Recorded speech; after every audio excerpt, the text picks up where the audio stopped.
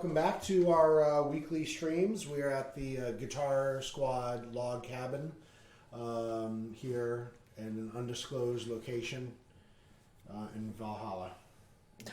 Yes.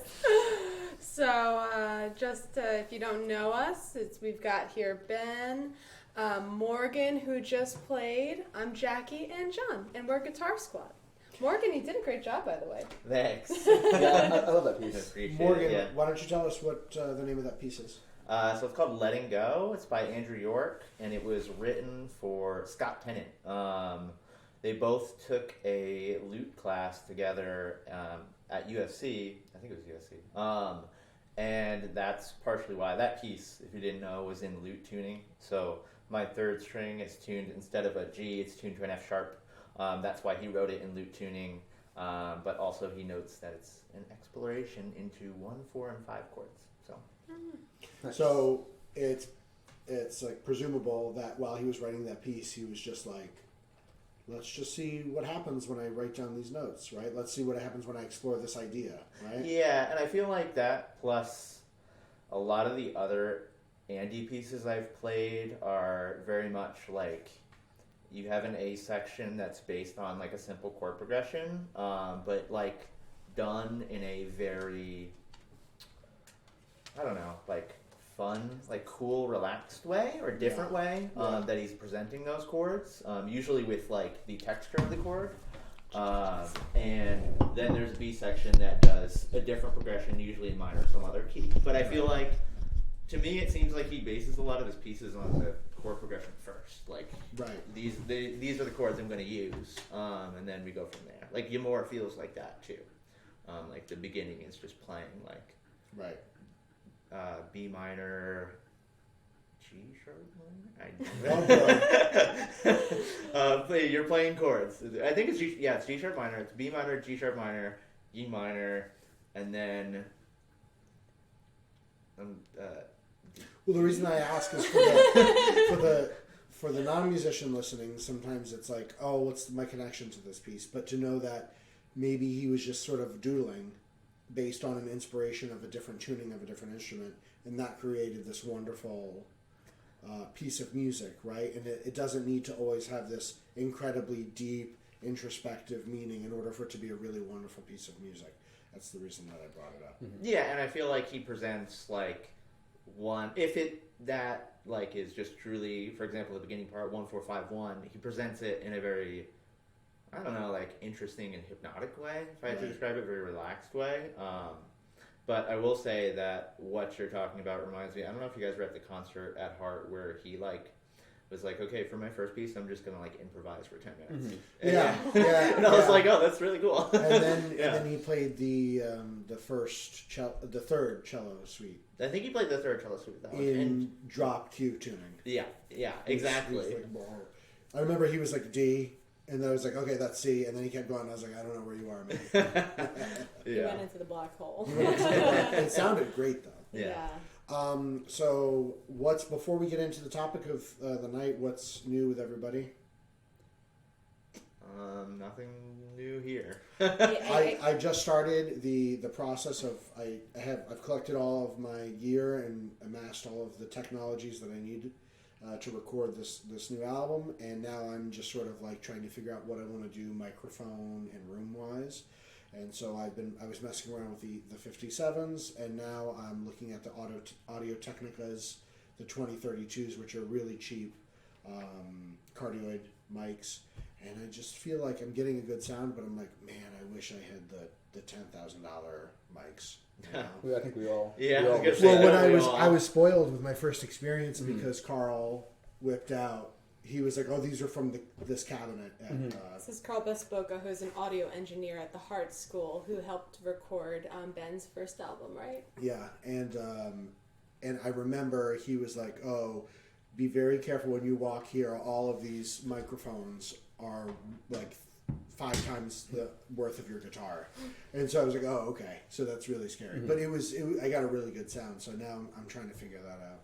Any music updates from you guys? Not a whole lot. Nothing monumental. At least not yet. Yeah, Oh. just because it was Thanksgiving, so I think a lot of us were in the kitchen instead of in the practice rooms. I was practicing my recipes. Yes. Shout out to Ben Diamond who strolled in. Ben Oh, hey, Diamond. Ben. How are you, Ben? How's it? What's the weather like up there? Nova Not Scotia, good. right? Nova, yeah, he's Is it probably. Nova Scotia? I think so. Yeah. He's somewhere way up there. Oh, wow.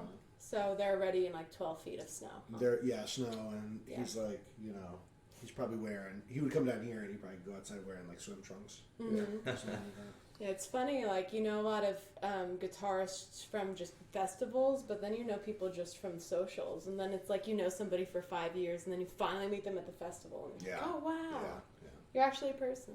You're actually, That is going to be weird. Yeah. So we'll see. That'll probably be a lot happening next year. yeah, Reminds me of Many the photos. thing you just said reminds me of like, what is it, Leonardo DiCaprio, that meme where he's like, it looks like he's like eating something and it's like pointing like, I recognize you. From I don't know if Great you've seen Gatsby? that meme. What is it? I've seen It it. might Where have he's been from drinking Great the Gatsby. martini? Yeah, I think it is. I don't know if it's the I one know we're the drinking Cheers one. though. No, I don't think it's the Cheers. Yeah. He's like, I know which pointing. one. Yeah, you know what I'm yeah. talking about? Like, that's what it reminds me of. I don't know that one, which is surprising. But Yeah. Leo has a lot of memes. So we're here tonight to discuss masterclasses for the guitar. Are they worth it? I think that's a good title. Are they worth it? Is it all just BS? Is it all fluff? Is there anything to it? What is a masterclass? Jackie, what's a masterclass? So that is where a master comes in and gives a class in front of an audience.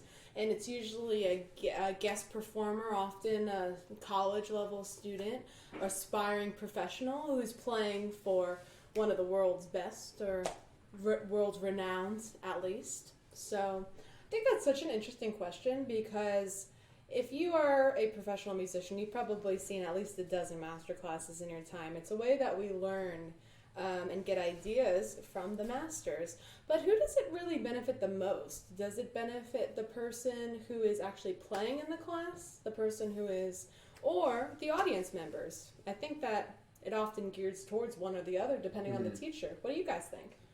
Well, not to get away from the fact that most of the audience members, or a lot of the time, the majority of the audience members are players of that instrument, that whoever is teaching the class.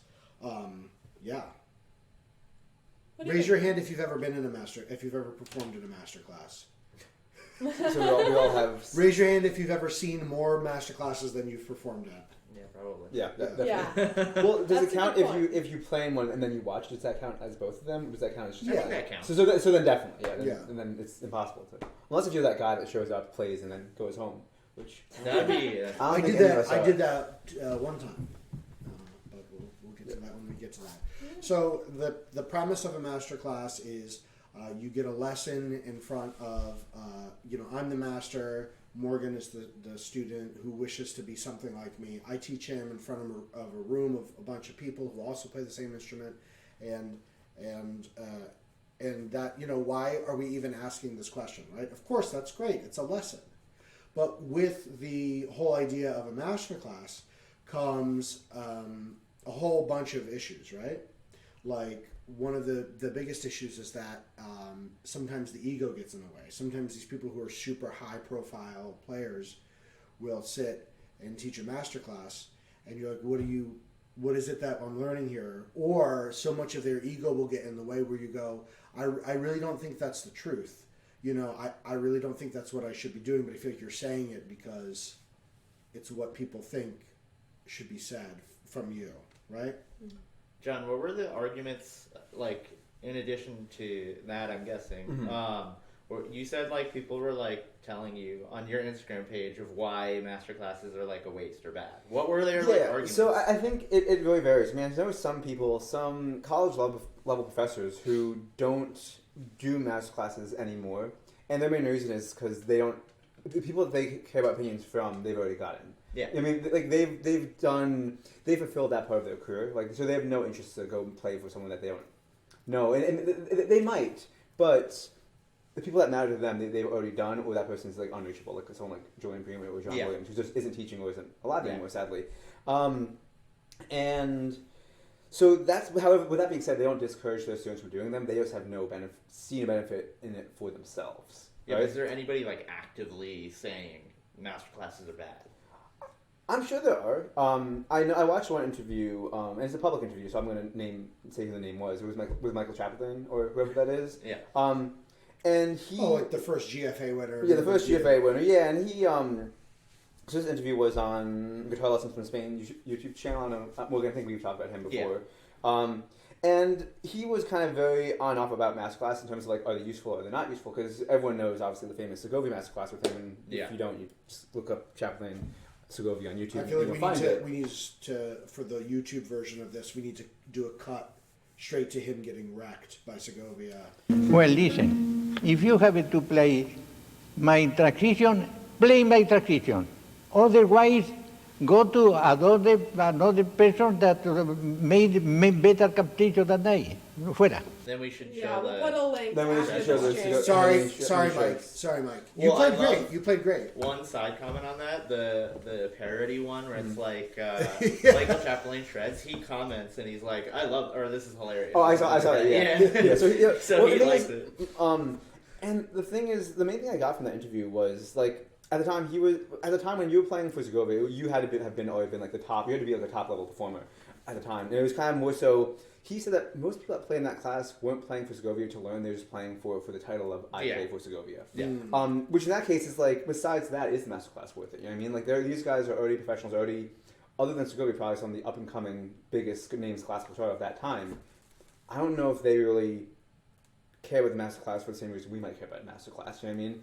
And in that sense, maybe if you don't care about Segovia, if it is an ego thing, then it is a waste of time. You know what I mean? Like, why do you care what this guy says? So that's one reason. The other reason is sometimes I guess kind of like the Segovia one, they just get so stuck in what they think, right? And it's like, if you don't do it their way, it's kind of like, well, why are you playing for them? You know Well, what I isn't mean? that like the whole premise of the Michael Chaplin Segovia Well, one? Where it's that is what use it my is. fingerings or else I don't. But I've heard other stories of people playing for other big name players, and like they'll spend like the whole class working on like a triplet with them, like oh, this isn't how I do it this way, and they're like, well, I'm not feeling the meter in that way, so and why should I change that one thing? So I think that's people's main arguments. I think there are people that just think like, I do things the way I like to do them, and if I want this person's opinion, I'll get it. But with the stuff that I've learned already, I have my own understanding of the piece, my own connection to the piece. And in a way, you can't argue that the person's wrong, unless that person's like isn't the composer. Like I think if you're playing with someone like Andrew Jordan or Roland Dion's, getting their input on their music is a different thing than getting, I don't know, Scott Tennant's view on an Andrew Jordan piece. You know what I mean? Yeah. Or Scott Tennant's view on like a Bach piece. You know what I mean? Yeah. Like yes, you might respect his opinion, but if you have your own level of understanding of the piece, do you need his opinion? I'm not saying you don't, but I'm not saying you do either. You know what I mean? So. You good, Maple? I don't think Mabel Was agrees. that- She Was just that picked feels up? like I vomited in my mouth Yeah. a little bit. No. And not to Yeah, and I'm not saying I think that. I am saying Right. that's just what I've heard in talk. I will say that. Well, another thing too is that not all, again, I mean, how many master classes do we all have between us all? Like a million. 30, Yeah. right? Yeah. We're as a very small sample size, but the model for, at least in the classical guitar world, the model of like the guru coming in and ripping you to shreds is one that I've seen very rarely. Like that doesn't really happen. Yeah. You're more likely to get destroyed by your teacher than you are for somebody to come in, right? Yeah. And so I feel like, and then even going back to because in the rock guitar world they're called clinics and they're run a little bit differently, where there's a little bit less ego, and a lot of times the guitar player, especially in the rock world, will be like, oh yeah, I don't really know, I just kind of do it like this, you want to try it? Like that's kind of like the mentality. Well, the thing is that then you do need to be informed. You know what I mean? right. Were you gonna add something? No, I was just gonna say, like, just to counter what you guys were saying, I found that most of the time, like, an ego wasn't so big that it would kind of derail or destroy the I class. don't think it does happen. That yeah. has happened. That has happened in classes that I've seen, but they were maybe one or two. Like most of them, I feel like a lot of teachers are like, "Well, why don't we try this or this way?" But just to go off of what you were saying about like what like what does make a master class worth it, and what they focus on, right? If they spend an hour talking about one measure, which I've heard some people we know, right, our teachers, who've played with players, it's like only one measure. Was that worth the class's time? Was that worth the performer's time to spend so much on that one particular thing? Maybe the a lot of times I feel like the master who is teaching has to make a decision like, okay, do I actually stay with this, whatever the problem solving mechanism is? Okay, I'm going to stay with this until the student gets it. But realistically, in music, as you know, a lot of times you don't get it within like the first day, but you get it after a week or two. So a lot of times the performer has to take these ideas with them and then just kind of like let them ferment a little bit. But that's just really hard in the actual setting of the teacher saying, okay, do I actually sit here and drill, or do I just move on? And then just hoping, and a lot of teachers would just say, oh, you practice that and we'll come back to it later, But doesn't it also seem that those attitudes come with like the more, like the top players are the ones to be like, the integrity of the music is so high that I will not let you pass this measure until you play it right. Whereas someone like the people that we've played with at the Heart Guitar Festival are like, yeah, well, you work on that, but we have other things to talk about too, because I feel like they're more down to earth and like, and like, who am I as the teacher of this class to be like, you better play this perfectly. If not, I'm going to turn my nose up to you. That's how it feels. Or like if you can't play the passage how they want, they like will reject you. Right.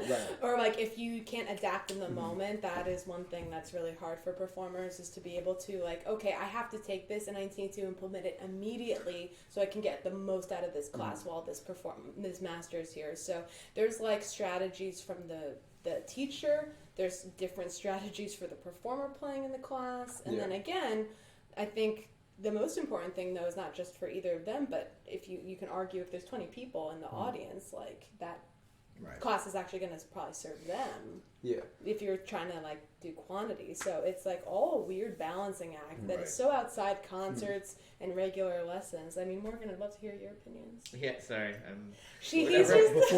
whenever I stop petting Maple, she hits her nose on my hand. Yeah, like you need to pet me. She is very much a love bug. From the comments of the Facebook feed, and by the way, you are welcome to please give your opinions and comments and stories. Ask questions, do all that good stuff. Ben Diamond has posted, I've generally had really positive experiences with masterclasses. Definitely not something to approach like a concert or a competition. It's a learning experience. I'm super fortunate to have... Oh, please. Sorry, Ben. Pardon us. Excuse me. I'm super fortunate to have hosted them before. I don't think a class is better or more valuable depending on who's hosting. It's the chemistry that counts and the rep choice that makes it effective. Oh, that's a good point. Very nice job. I'm going to hit the like button on that. And I'd have to agree, but also, I'm not saying Ben didn't say this. Sometimes the people who are hosting it really don't know what they're doing. And a good player does not necessarily make a good teacher. In fact, a really good player can be just fantastic, but have so little experience teaching. And maybe we'll get to horror stories in a little bit. But Morgan was going to say something. So I think actually when Jackie was talking about like working on one measure, I think it goes to a meme I saw you post on your story the other day about Brazilian Jiu-Jitsu, where the teacher is always just like, when you ask them a question, they just say, it depends. Right. Yeah. Right. And I feel like it does. If you take a lot out of them working on that one measure, I mean, you got your money's worth out of that masterclass. Right. But if you didn't, and you feel like you just kind of wasted your time, then, I can see that. But I will say, a lot of it does depend, though. And I think one thing that we haven't talked about I guess Ben was kind of hitting on it, is like definitely like the quality, like teaching a master class I feel is a skill, and there are people who are more or less skilled at doing it. Like I've never taught a master class. I probably don't have a lot of skill in doing that. Do you know what I mean? And having taken a bunch of different master classes, there are master classes I've taken where it feels like the teacher doesn't really know what to say to me, and they're just kind of like talking about, I don't know, just random stuff. And then there are times where it's like, wow, I learned so much from that class. So I think it's also just it is kind of what you were saying, dependent on the skill of the person as the teacher or a master class teacher, I guess. And it's hard because I think that I wouldn't say I've like maybe had out of like the 30, 50, whatever we played, like maybe one bad master class. Most of them have been good, but there's ones that are great, and then there's some that are mind-blowing. So I think that generally we always get something out of it, but it's just the depth and the amount that you get, either as a performer or as the watcher. Yeah, and I would never say like, to clarify, I would never say like I had a bad master class. Well, I have, but oh, okay. I would but most of them have been amazing. Yes. Maybe I am like I don't know, more. I don't know. I just like would generally refrain from saying that because I feel like if I think about it, there's always something I can take out of the master class. Like I can learn something. Like even if it's like I didn't really learn anything, it's like okay, now I know like. Maybe I either shouldn't take master classes from that person or I should reframe how I approach master classes, right? I feel like there's always something, so I'd never say a master class is bad. I always get something out of it, even if it's not what I necessarily wanted going in, so. So here's a question, I guess, for you guys to answer that I was thinking of while we were talking. Number one is, when was the last time any of us took a master class? About not 2019. Okay, so at least two years. About Morgan, about for you. Probably 2018. Okay, so 2 or 3 years. Like that. Taken or seen? Taken. Or maybe 17, 18. Okay, it might have been before that. And me probably about the same. So the question then for you guys is, why aren't you taking them now? And if you were, what would be the thing that made you take them now? Because if they're that worth it, when we would take them all the time? So for me, the reason is like, so for example, for me personally, I'm working on a lot of music by Alexine Barrios, so I want to do more of it. So I really want to play for Berta Rojas because she specializes in that. But I have no interest in playing Barrios for anybody else unless if it was like they came to my door and like, hey, I'll give you a free lesson on Barrios. So I'll be like, okay, sure. Or I was at somewhere where it was going, but I'm not going to go actively seek the opportunity. Except for something like that, you know what I mean? Same thing with you. Like if you knew that. What about Bart Waco? You wouldn't go play Barrios room? I might, but I would get with Bart. I would throw David. You should. Why not? Because I need to have the time, the money to do this. I mean, I need to take the time to If travel. it was free, If it was free, he yeah, was they in can do it. town. However, Ben, like I know for you, Ben, I know for you, you're really influenced by Oscar Gillian. If you had the chance to play for Oscar, you would cancel what you could to make it happen. You know what I mean? Would be there. But you wouldn't do the Oscar's same. amazing. But you wouldn't do the same exact thing for some guy that teaches at some state college in I don't know Illinois. Do you know what I mean? Right. I'm just naming something. Right, That of might be course. a great player, great teacher. But you're not going to Shout out to Illinois. And you're not going to go out and seek it. I don't know who teaches there, so don't take it personally if you guys. What if One it's of you guys like are a from third there. Holtzman? I would be. What if it's like a Well, thing But is, they're again, if I Holtzman. don't know who it is, though, I don't know if I would. I mean, I would Like the care, but I don't know if I would care. You know what I mean? So You have to want something. the thing is, yeah. You have to, so for me personally, at this point, I want to have to want something from that person teaching the class. So the other question is, on that note, then is, have you guys ever gotten something from Masterclass that you couldn't have gotten from a lesson from that person instead? And then the question is, are Masterclasses really worth it, or do you just do one of those You get things? something on your resume that says I took a master class. But you can also say I played for so-and-so, which is also true. Yeah, I But feel at like what the point in master your class was professional career, like I stopped posting that stuff on my website because I was I like, do the same thing. I mean, I because stopped I'm caring. like I don't because that frightens me as a student. Like Well, not necessarily. I mean, I feel like you can put the big names on the there. big names. I won't put Yeah. a lot of the names, but if it's like, You can put that under I your can put like education. Scott on there, like Yeah, I put Scott and Andy, whoever I or played yeah. for. But great question. so yeah, so what do you think? That's my personal view on that. I don't think they're a waste of time, but I think the concept of master, like if somebody said, hey, you can either play for a Masterclass for Goethe, or you can take a trip to Boston and just play, like have an hour lesson. Yeah, but I feel like you're missing the portion of the master class where it's like you're in it partially for like the community part, because like when you do the Heart Festival or the Boston Festival. It's like you get to hang Oh, out I with all agree the with- people and network. So I agree with that. yeah, but if you're framing it as I can go take a lesson with Berta, or I can go do a festival and get a lesson in the form of a masterclass with Berta, I'd rather do the festival because then I can network with people. Like the lesson's just one-off. I know, I understand what you're saying. Well, the thing is, though, I think that's a very personal. I think that's a valid argument. I think that's a personal choice. You know what I mean? And yeah, but wouldn't you make that choice too? I might, but I also might want. I personally might feel more comfortable in that one-on-one lesson time where I can really ask questions, not be afraid. People being, oh, why is he asking that? You know what I mean? Again, that's just me. Right. But I was looking at almost the same experience. I might do the same thing. Too. I have Definitely no pros shame, and so- cons, for sure. I think, yeah. So, what were you gonna say? I don't know. I'm just saying, like, it seems like from the little experience, I'd like play for some people. For instance, I played a lesson for Scott Tennant, and I played a masterclass for Scott Tennant. Okay, And awesome. both were different. So I feel like when it comes to the lesson, I mean, he's a really skilled teacher and has done countless master classes. So I feel like he is a master at the master class too.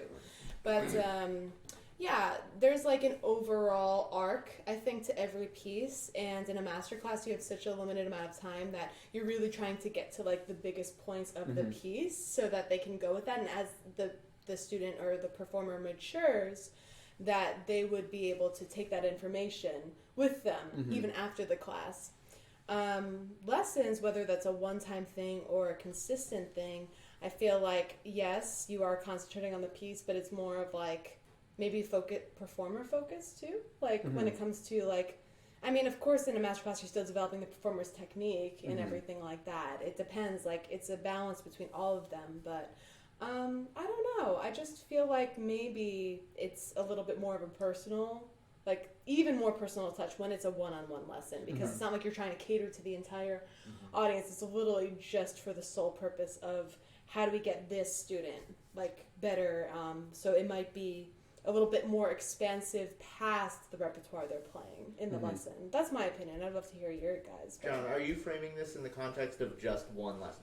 Yes, I mean, so like, just a one-off lesson. So I did a lesson with I did a one-off lesson with Bruce Holtzman a few years back, and honestly, it was just in a practice room, and it felt just like a master class, just like there was no, like I walked in, he's like, well, what do you want to play for me? And I played a piece, and then we worked on the same exact things we worked on in master class. Might be individual. And I think the thing is, it might vary from teacher to teacher. It might vary also the situation of where you're at then and where you're at when you did the over the other thing. You know what I mean? But personally, I feel like, again, this is personal. I would personally rather have that personalized lesson with them. Well, yeah, than have the master class. I know you want to say something, Ben. I just have one short thing. Is that there's actually like two. I feel like hidden benefits to just a one-off lesson. One would be like cost. Like you're probably going to spend less doing a one-off lesson compared to signing up for a festival to get a master class. Yes. And the second actually that I didn't think about is like you could just do a Zoom lesson, so you don't need to travel to like New York City. You could do both. Like Jackie, you can correct me if I'm wrong, but you played for Scott when he was here doing a festival, right? Correct. Right. So, and you very well could have hung out at the festival for the day and also gotten the festival benefit of that thing while still having a private lesson with Scott. Right, so I So you actually don't- didn't it sign is up the for the festival. festival. Well, that's what I I'm just saying. knew he was there. I said, "Can I have a lesson?" Exactly. And the thing He is, said yes. And the thing is, you very well could have been like, oh, I'll pay for the festival That's for the not. day, and then you could have got as an I auditor. could have, If you wanted to, and you could have absolutely. gone then both of what Morgan was Yeah. saying then. But I do think that's like something important to think about for like there are a lot of people who might not be able to afford to go to festivals. So like if Exactly. they can afford a Zoom lesson, like I think Jason for a while had that like website. Didn't he have like a web? Artist He works. still does. He Artist still works. does. Oh, I don't know why it's not as popular. It's a cool concept though. Isn't I will it say like that. you submit a video and then he submits a video back to you, right? Yeah. To give him feedback. Yeah. Yeah, that's really Yeah. cool. And that's like a good opportunity. It's like a good mixture thing to of have. a lesson and a master class Yeah. because he's going to give it to you and Oh, and Yeah. then can other people see it or no? I don't think so. No. I don't think so. That would be a cool Or even thing to Tone do, Base I actually. saw was they're really developing their community center, and shout out to Tone Base. Shout out to Tone Base. Yeah, they're awesome. Sponsor us. Give us free lessons from Can Leo Bauer. Augustine No, but the sponsor thing is, us? though, no, I need more strings. if you're part of the Augustine. membership, and Yeah, sponsor us, please. let's just keep naming people until someone. I has remember. Do mention. you remember from Parks and Rec? Money, please. Oh yeah. Strings, please. Strings, please. Strings, please. I just need strings real bad, so please. Sorry, Jackie. No, Yeah. I kind of forgot what I was saying. Money, I'm sorry, please. Jackie. What was I saying? Jackie, it'll be worth it if we get this. Can I go back to what you said in terms of Yes, if because I forget what the lesson is the same as the masterclass? Yeah. If what you're saying were to be true, let's say 90% of the time, Okay. that the stuff that I get from this person is going to be equal to or pretty much the same as in a private room as if it was in front of 30 people, then really that means as the observer, that's where the real value in a masterclass is. Tonebase has this thing for anybody where they can submit a video at any time and they can get feedback from the Tonebase crew. I just wanted to put that out there. That's really cool that you can do that. Seems like as much as you'd like. You can do that with Guitar Squad too. Yeah, since it's a video. Send us a video. It's free. We're free. We're gonna. You know what? Let's take on Tonebase. We declare war on Tonebase. Yeah, Tonebase don't sponsor us anymore. There are direct competitors. Yeah. That's really cool. How are we doing in time, by the way?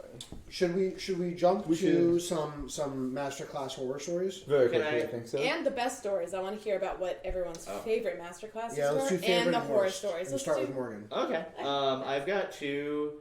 Okay, I've got one that's not in either category, but I felt it should be mentioned. And I don't know if this is a probably like a criticism of our playing, but do you remember the Masterclass audition is an evening with guitar with Oscar, where he was watching the. I don't know if you guys were in school with me. I was not. I wasn't in school. I think I was there. Was it with the? Yeah, so I'm gonna say. I yeah. played for him that night. Oh, you did? Okay, because we had. So you kind of played for Oscar. He just didn't give you feedback. He did after, but go ahead. So the story is that we have this like evening with guitar concert. What was it? Every month or twice? a month? Once a month. Once or twice a month. Yeah. Where anybody who's in the major could perform. It was usually like an hour long, and in lieu of auditions for Oscar Giglia's Masterclass, which was like the next day, they just had Oscar come to the concert and pick who he wanted to work with. So that was kind of the audition. What a G. But during the performance, No pressure. yeah. But during the performance, the evening with guitar, he was on his iPad the whole time. So I don't know. He was on his iPad the whole. I don't know. Was he taking notes though? Maybe he was I don't taking know. notes. He was I don't think he Candy was. Crush. I know for he was. I think he heard our playing and he's like, "Oh, okay." I'm whipping out the iPad now. That was the. I had a What did you play? near then? death experience playing the prelude to the Prelude Fugue Allegro, He said, and I had a yeah. I had a memory slip, and my whole life flashed before my eyes, Oh no. and I was just. You were playing the prelude? I was playing the Yeah, prelude. okay. So what's your best masterclass Okay. experience and your worst? Best is really hard because I've had a lot of really good masterclass experiences. I feel like, the one that next day actually with Oscar, because I got my masterclass and I did a duo piece with him. He was really, really good, and he actually had a lot of great feedback and was super nice. But I think probably the most memorable and best for me was the first masterclass I had with him, which was when I first got into grad school, and I played the Prelude to the PFA. And it was maybe not the best in terms of how I played, but it was my first experience having an actual masterclass in front of a bunch of other guitar players, because before that I went to a state school, so I didn't have that experience. So that was probably hooray. Connecticut state school system. It was okay. But that was probably the best. My worst was, and they all know this story, is my very first masterclass. This is before I went to Hart. This was during a festival, and I was just playing the Brouwer Studies. Do you know the Suite del Plata? Mm-hmm. Yeah, okay. I was playing that, and I was playing the Sarabande to the cello suite, and I was playing for Antigone Goni. And she was just oh, don't play that for me again. And I was okay. So she wanted to work on my, she's your tone is not good. And I was okay. So she said, next time you come in, just play open strings, work on your tone. And that's what I did next time I came in. There you go. So that was my, What did she worst say? What did she experience. say to that? What? What did she say to that? when I played open strings. Mm-hmm. Oh, she was like, oh, it sounds so much better. Like she's very nice too, Mhm. and the way like that was kind of framed is it sounds like she was being super harsh. But you have to keep in mind like you were just saying, like I went to a state school. I had no real experience with other guitar players, so I probably did really have bad tone. And she probably did think, okay, it's not worth it for us to play the piece right now. It's probably better for us to just work on open strings, getting a good tone. So I don't blame her for that, and I think it was the right thing to do. But I think it was like Sarah saying in the chat, like she's just like very like honest about things, and yeah, I appreciated that. Shout out to Sarah. Yeah, Sarah Badlisi. Jackie, best and worst.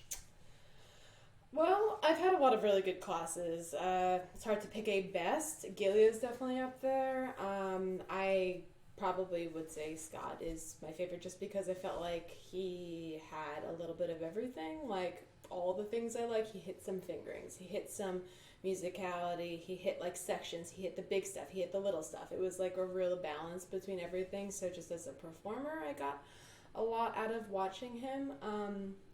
Working with him. But I would say Gilly and Barreco were probably the two that I got the most from watching. Last time I saw Barreco at the GFA in person, there's a reason why he's one of the best. It's because he obviously has a lot of good things to say that you can carry with you. So, really good experiences for many other teachers, though. There's the worst. I have like two kind of for the worst. One is just like where I played awful, and that was for Elena Papandreou. It was kind of like a similar situation to Morgan, where it was like 1 year of me playing classical guitar. I got into Heart.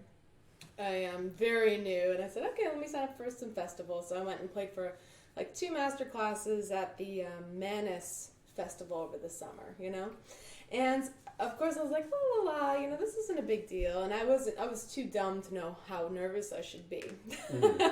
But playing for someone like Elena, who's an amazing Greek classical guitarist, all of you should go check out Elena Papandreou if you don't know her already.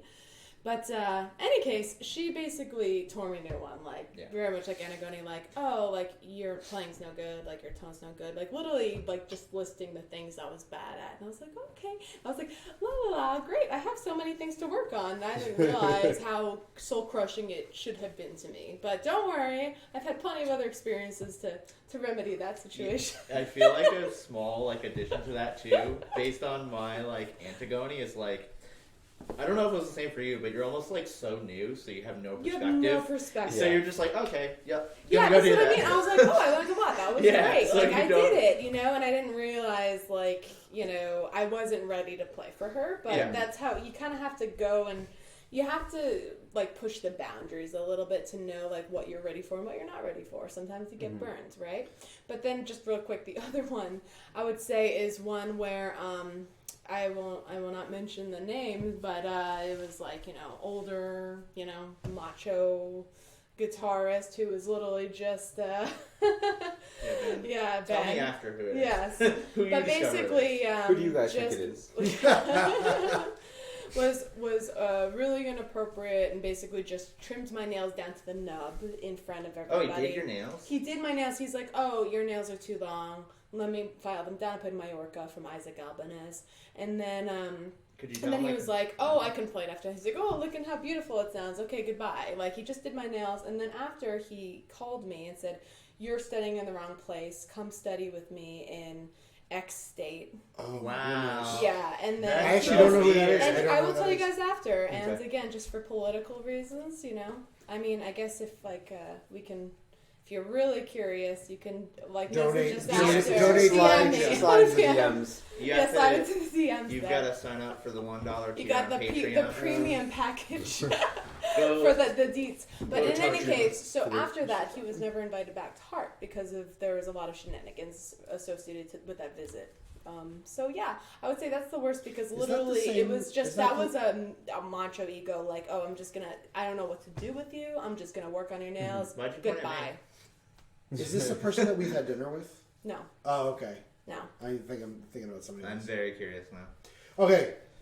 Cool. John, so that's the word. I'm not going to It's be a able to Let's cliffhanger for ride. like 10 minutes. Yeah, let's ride. But- I don't know what okay. state we're driving to, but we're driving to it. So some thoughts I was thinking of while they were talking is, and then maybe you'll change it up, but I was thinking of the worst masterclasses I think most people have had has probably been their first. And they've probably been taking it not knowing what a masterclass is. That's true. And I was in the same boat kind of as you guys, more so with Jack because it was at Manus too. My first two masterclasses were with Jorge Caballero and Scott Tennant. And both of them I had no idea what I was doing. I played like really easy stuff. I was playing classical guitar maybe for like a year or two. And with the Jorge class, basically, he was just like, well, you don't know anything about the background of the piece. You don't know this. You don't know the form. And he was pretty much just telling me what I didn't know. And he made it very informative for the class. He had like whiteboards. He was like drawing like all the historical points on the whiteboard. And like, well, this person was writing here, was writing in this time, and they were influenced by so-and-so, and someone else in the class can play a piece by them. So it was really informative. It was really informative for the class. But like, I just like went in there having no idea what I didn't know. And then to go on the other side, I think the most positive masterclass I have has probably been when I played Granada for Scott Tennant, just because he's so, he really has a good background in Spanish music. But at the time, I was very connected to that piece. I was playing that piece for my master's recital. I was playing it for a few years. I felt really confident with it, and I got a lot from playing for him because I felt pretty confident about the piece already. I had my own ideas, I had my own understanding of the piece, and he just helped me shape that and refine to an even better degree. But again, that was coming from a piece that I felt very comfortable with, I felt confident about, versus me playing for someone on a piece I felt I wasn't confident at all about, I just didn't even know. So I think that also has to do with how worth it or not good or good is the masterclass. And maybe you'll change it up. But what do you think?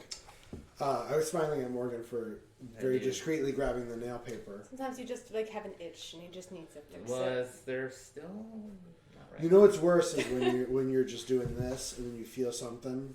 Mm-hmm. And there's no That's you do it the with your- torture. Yeah, you're I at do it dinner. with my other nail. I like feel it within. Yeah. other Yeah, nail. oh, I yeah, know. yeah, Oh, yeah. yeah, Okay, yeah. okay, No, we okay. all do that. We all do that. I teach my I students to saw do you that. do this. You do it with your, I do it with the skin of my thumb. you do it with your I just do it thumb. with And then I'll do it with That's- the, I with just the, do the nail with of the my thumb. smooth part of my I of do the nail of my it thumb. I'll do with that my too. left thumbnail. I go like Oh, I use- can't. My left thumbnail's too messed up. I do it with my other hand. My best masterclass experience. Would you hate me if I said Chris? No, I was thinking This about is Jackie. amazing. Jackie is so no, Ben, no. No. Scott Tennant was for anybody that I haven't like just studied with. Scott Tennant, hands down, Yeah, just yeah. like jumps into it because like I play for other people too, and you play for them, and like it. Like Scott was the best of like seeing where I was with the piece, and it was almost like I had been training with him the whole time, that I had been studying with him the whole time. He was like, oh yeah, so you're working on this, right? And I'm like, yeah, how did you know, right? Where other people, it was like, oh, I kind of already know that, or what are you talking about, right? So for actually playing in front of Scott Tennant, if somebody that I had never studied with before, but the classes that I've had with Chris have just been so, like, they're the best. They're He's really good. so good at like I remember actually talking to him. I had a bad master class, like one not really where I played bad, but I remember it felt like I didn't get anything out of it, and I talked to Chris about it.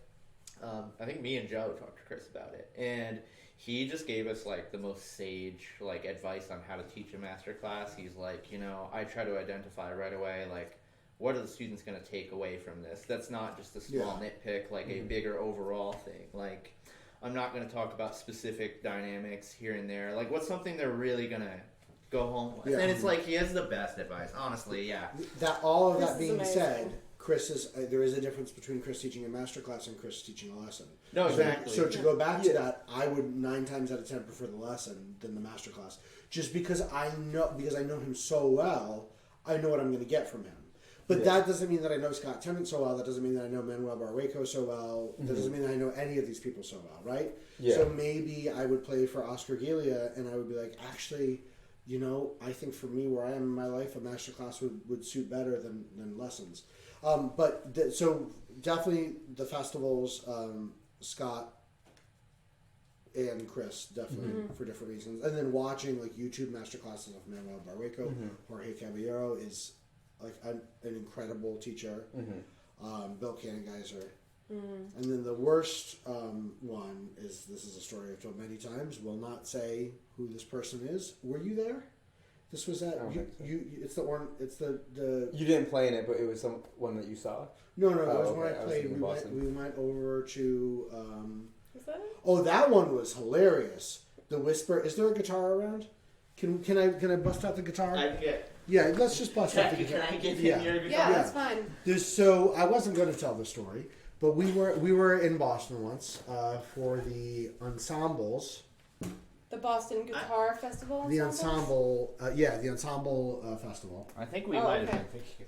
And there was a dude who played. What are those dances? The Antonio Lauro dances. One's like Natalia. The- Those Waltzes. Venezuela, Yeah, waltz, waltzes, Venezuelas or something. I think it's just the Laura waltzes. Yeah, they're waltzes. It's various. What was the other guy who made 4 waltzes? Bears. Was it Barrios waltzes? I always get them confused. Those two.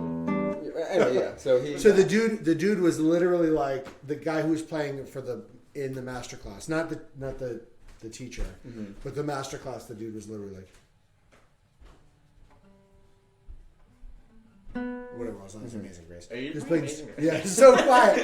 And the teacher was like, okay, first we need to get a good sound. But no, the worst masterclass I've ever had. I had one where I learned nothing, and Chris, I had to skip my lesson to do it, and Chris was like, you should do it, but you're not going to learn anything.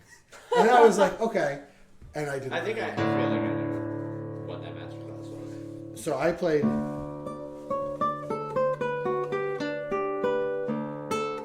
How's it go? Whatever. I Right. played it a long time. I played can't that. help you. I played that. And the dude goes, you know what you should do?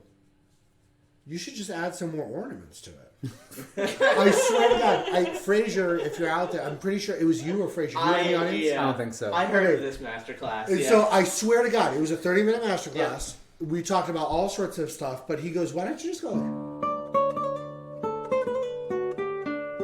No. I don't know. I mean, it's creative. I mean, I've never heard anyone ornament the PFA like that ever. Right. Ever. So, and then he was Will you saying be the that, first? Ah. and then You he gonna be goes, the first? he goes, you played the last move, and I was like, yeah, I'm learning it. And I played like that. And he goes, oh, yeah, just like practice it, put a movie on, practice it, just drill it as much as I possible. heard about these. So like, but here's the thing. You can shred them. He's a nasty Yeah, ass he guitar is. player. He's wicked good. He's really good. He Yeah. sounds good. And he won a very big competition. Yeah. But he was a terrible teacher. I Wonder don't, what I don't think competition anyone it was. should practice in front of the TV or anything. No. I mean, this a person second won that party competition. entertainment is You- not practice. But here's the thing. Here, I'll Oh, here's the thing, right? use the Like, chairs. Thank you. so real quick, right? John Danaher, incredible jiu-jitsu practitioner, says something like, you are not, because he has the same idea, right? He's like, we do all this drilling in jiu-jitsu. We do drill. And he goes, but what are you thinking about when you're drilling? Oh, I just have to get to this number of repetitions. Well, that's pointless. He said, you need, if you are really going to drill something, you need to be actively thinking and like using your brain. And he said that takes more energy than using your body. So if you're sitting there practicing scales in front of a movie, you're not using your brain, and you have no idea of so you're practicing the motion. It could be the right motion, or maybe it's not the right motion. like, So I want Too much to detail to do that. add like to play like devil's advocate. I've known a few people who are really good and actually will practice with like TV or movie on. They're not watching those things. Exactly. Usually it's like White background noise, yeah. noise. They like having the white noise on. Yeah. So I think there's I fear like conflating those two. Yeah. Like somebody practicing with the TV on versus somebody watching TV while they practice. Do you know what I mean? Absolutely, but he was like, put the movie on and watch the movie and do hand Well, eye. I Yeah, understand. I know what like, I'm talking about. Well, maybe And that's I talked to Dick about that actually. What did Dick say? Richard and- Provost. Yeah. For Richard anyone who Provost. doesn't know. He basically said kind of what I had said. He's like, well, he's probably not actually watching it. He just has it on. And he's like, I don't think that's necessarily a bad thing. But then why would you tell someone to do it? I don't know. Maybe for him, it just makes it easier for him to practice for That's us. cap. Thank you so much for watching. We've hit the 50-minute mark. Any closing thoughts? I think masterclasses are good. I think you should go do them. I think after you do What a a handful, divisive statement. I think Do you think master classes are good? and I think It's controversial. Yeah. and I think after you do a handful of them, you will know what you want and don't want. and then you can make a more informed decision about how you feel about masterclasses. Yeah, I think go watch them. There's so many free ones on YouTube. It's insane. I particularly like a lot of the ones that Bill Kennegeiser did at Curtis. Those are really good. But there's plenty out there. I'll watch the Chapdelaine one and then watch Yeah. Chapdelaine Shreds for Segovia. Is that what it's called? Mhm. Yeah, okay, good. I guess my final thoughts are do them. Honestly, I say do them, but just don't do them just to do them. Well, do them with a purpose. I think what Ben was saying is like you always have to practice with a goal. I tell my students all the time. If you're just running without a goal in mind, you're not actually practicing getting better. You're just practicing the same thing. Right. So it gives you fresh ideas, fresh perspective, even if it's pieces you're not playing. You know, I actually get sometimes more out of pieces I'm not playing because, you know, I heard like Gohar like one time, Gohar Vardanian. I was watching one of her classes, like, oh, I'm just hanging out, I'm going to pop on. Oh, I see she's doing a live masterclass, I pop on there. Probably watched 5 minutes of it, and it informed, like a good 6 months of my practice after that. Because she was talking to somebody about, I'm sorry, we're wrapping up, but real quick, she was talking to somebody about, you know, it was like, she was playing Bach, it's Baroque, she's doing triplets, and like, oh, you know, pay attention to the last note of the triplet the most because often that's the one that gets clipped or rushed or doesn't have the best sounds. But, you know, after that I was like, I realized I'm like, my triplets are kind of uneven, and I worked really hard to get them super even after that. And it was super helpful. It was just Thanks, like Gohar. really quick. Shout out. Thanks Gohar, you know. She's an awesome teacher too. So even if you don't feel like you have a lot of time, just even like 5 minutes, just like watch a little bit of it, could go a long way. Yeah. Thanks for tuning in, and we will see you, I don't know, next week or something like that, right? Yeah, we'll be here every Sunday at 8:30. Forever.